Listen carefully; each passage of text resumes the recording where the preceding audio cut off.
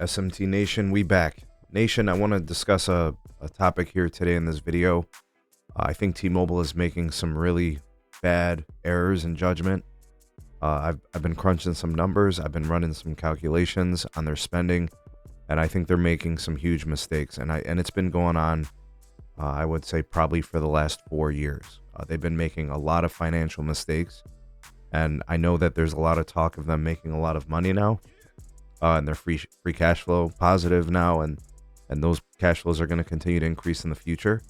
But what I want to make sure I mention to you guys here today is there are some errors in their calculations. If they crunch these numbers and they still made these purchasing decisions, I'm really questioning the financial folks at T-Mobile, or I'm just questioning their leadership, their CEO. So let me give you all the details in today's video. I'll tell you why I think they're making a mistake. I'll justify it. Then you can tell me if you agree or disagree. All right, so I'm going to go ahead and put this article for you in the description. This, I think, is kind of, the price increases that we've been seeing, the forced migrations, the change of plans. That's the reason why, I've done all these calculations, and this is the aftermath. This is the consequence of those bad financial decisions. All right, so check out that article. I'm going to go over some numbers. And of course, as always, you can help out the channel. Likes and shares help. And if you want to support us directly with, donations or becoming a member, a patron, ways to do that are in the description. Okay, so how has T-Mobile been making financial mistakes? Simple math calculations. They have been overpaying for wireless assets for years.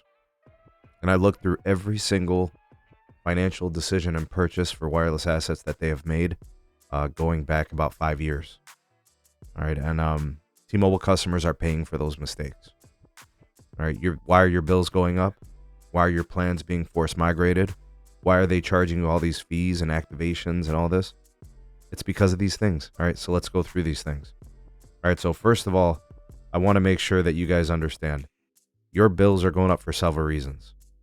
T-Mobile mistakes with all the spectrum auctions, which I'm going to cover today, they're all also going up because of corporate activities such as share buybacks and dividend payments to investors, right?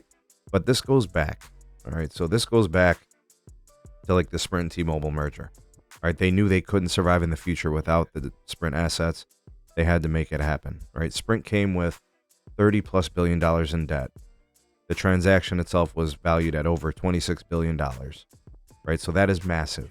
Okay, that is huge on the balance sheet, but they had to do it. I actually don't fault them for that, but it is a big transaction. More recently, you guys have been seeing what's going on with Spectrum Auction 108. They just spent $304 million on some fragmented 2.5 gigahertz licenses. Again, you purchase Sprint. It's on you. You know that the spectrum for the N41 was fragmented and disjointed, and that was something you have to deal with, right? They still don't have access to it. The FCC Spectrum Authority has lapsed through Congress, and they're dealing with that. Also, I think some important things of recent note, T-Mobile spent $10.6 billion on C-band, right? The 3700 frequency. They spent a lot of dough, right? Almost $11 billion.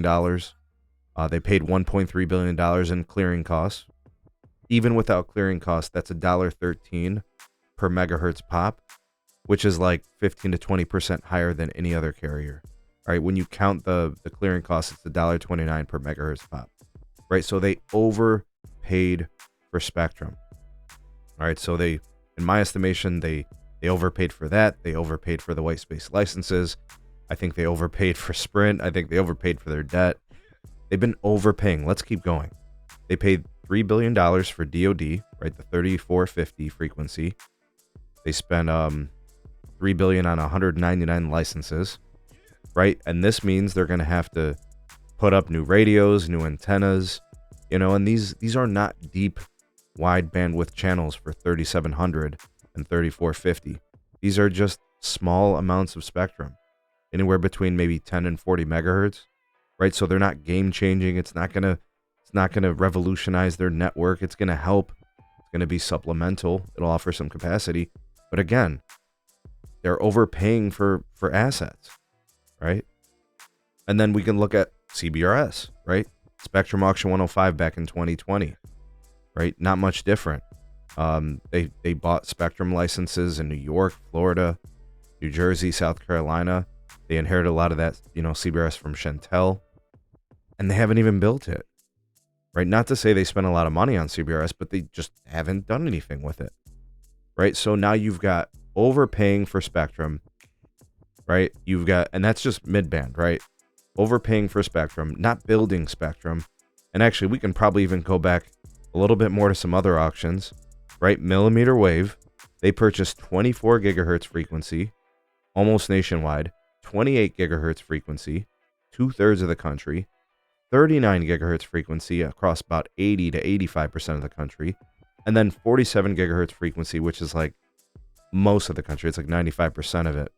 They don't even make radio gear for that frequency. All right, that they inherited from Sprint. Anyways, all that, they haven't built any of it, right? And that was Spectrum Auction 103, I think, for most of this stuff back in 2020. They spent $1 billion, and they haven't built any of it. In 2019, on the 24 and 28 gigahertz, right, they spent almost $1 billion. So that's all these assets, and they haven't even built it. And there's no plan to build it. So they're overpaying for those assets, and they're not building them either, right? And then, look at the spectrum structure, right? They're still trying to get more 600 megahertz. They're about to give Comcast like $3.3 billion for 600. They're overpaying.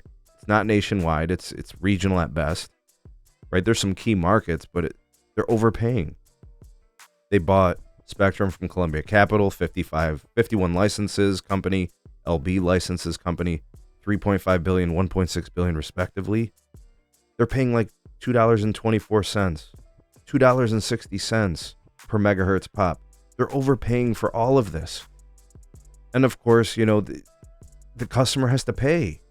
T-Mobile's not going to take it out of their pocket to say, oh, we'll cover up the difference for overpaying for Spectrum. You got your little commercials, your little song and dance from, those scrub actors for the T-Mobile home internet. You got to pay them. John Travolta, right? They want to buy you a cellular, possibly Frontier, right? A foray into fiber and wireline. The customer is going to pay for all this.